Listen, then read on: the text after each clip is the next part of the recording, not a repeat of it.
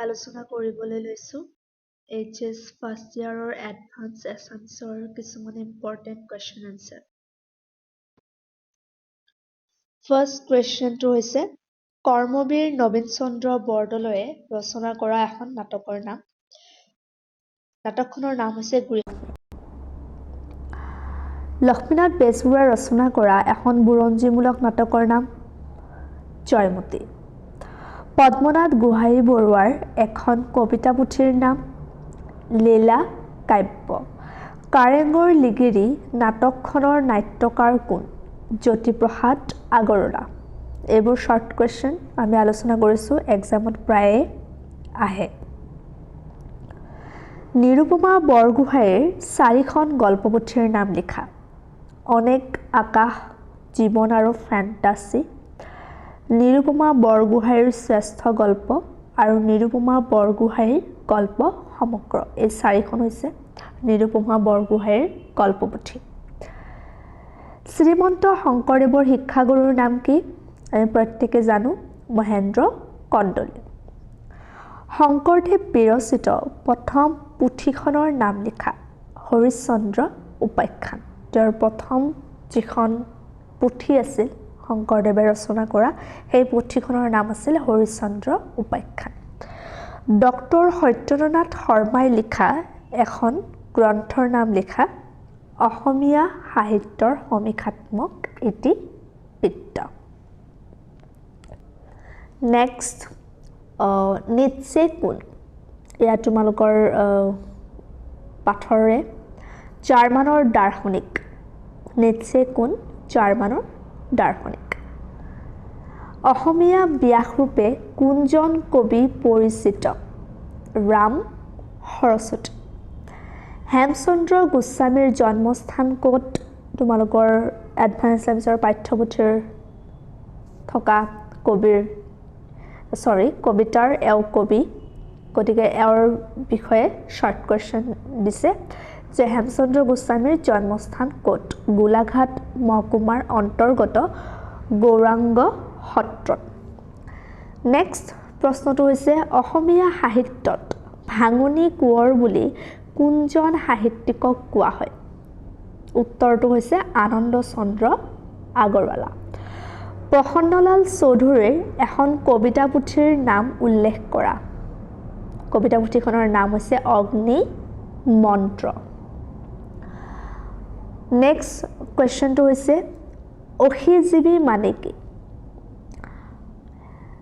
তৰোৱাল ধাৰণ কৰা বা যুদ্ধ কৰাই যাৰ জীৱিকা বা ধৰ্ম, তাক কোৱা হয় কি?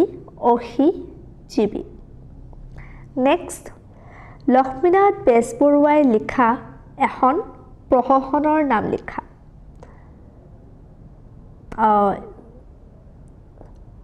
নমল আৰু পাচনি। ইয়াতে দুটা প্ৰহসনৰ নাম দিয়া গৈছে।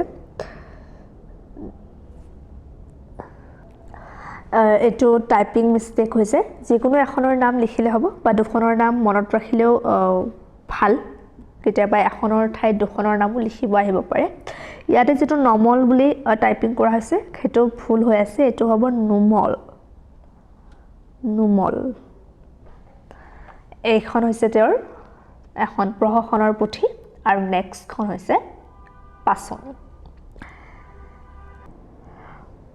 পদ্মনাথ গোহাঞি বৰুৱাই লিখা এখন বুৰঞ্জীমূলক নাটকৰ নাম লিখা বা দুখন বুৰঞ্জীমূলক নাটকৰ নাম লিখা। গদাধৰ আৰু জয়মতী। জ্ঞান মালিনী কবিতা পুথিখনৰ ৰচক কোন? মফিজুদ্দিন আহমদ হাজৰিকা। প্ৰথম অসমীয়া ছনেটটোৰ নাম কি? প্ৰিয়তমাৰ চিঠি। এইটো প্ৰায়ে আহে, এই কুৱেশ্যনটো প্ৰায়ে খুব ইম্পৰ্টেণ্ট কুৱেশ্যন। প্ৰথম অসমীয়া ছনেটটোৰ নাম কি? প্ৰিয়তমাৰ চিঠি। কদমকলি কাৰ কবিতা সংকলন? কদমকলি কাৰ কবিতা সংকলন? লক্ষ্মীনাথ বেজবৰুৱা। শংকৰদেৱৰ বাল্যকাল এই পাঠটিৰ উৎস গ্ৰন্থখনৰ নাম কি? তোমালোকৰ চিলেবাছত এই লেচনটি আছে। লেচনটোৰ নাম হৈছে শংকৰদেৱৰ বাল্যকাল। ইয়াতে প্ৰশ্ন সুধিছে যে যিটো পাঠ উঠাই দিয়া হৈছে তাৰ উৎস সোৰ্স খনৰ নাম কি কথা গুৰু চৰিত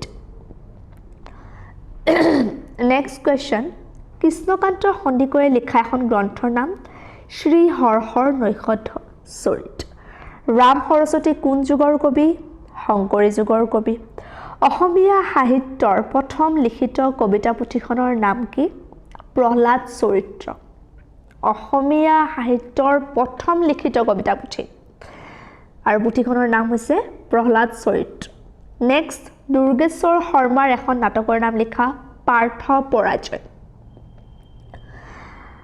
ভাৰতৰ এখন প্ৰাচীন বিশ্ববিদ্যালয়ৰ নাম লিখা দক্ষশিলা